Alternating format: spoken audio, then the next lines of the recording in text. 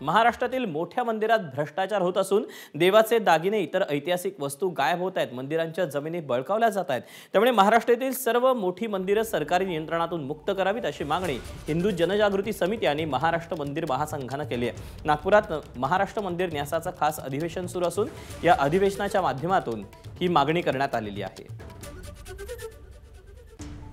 मंदिरं ही सरकारमुक्त होऊन भक्तांच्या ताब्यात असली पाहिजेत। ती एवढ्यासाठी असली पाहिजेत की आजपर्यंत कुठल्याही सेक्युलर सरकारनं जी मंदिरं ताब्यात घेतलीत त्यांची अवस्था काय आहे।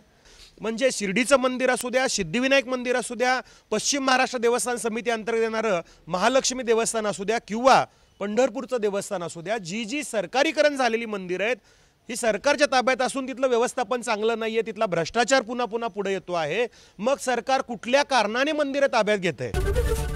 एबीपी माझा, उघडा डोळे बघा नीट।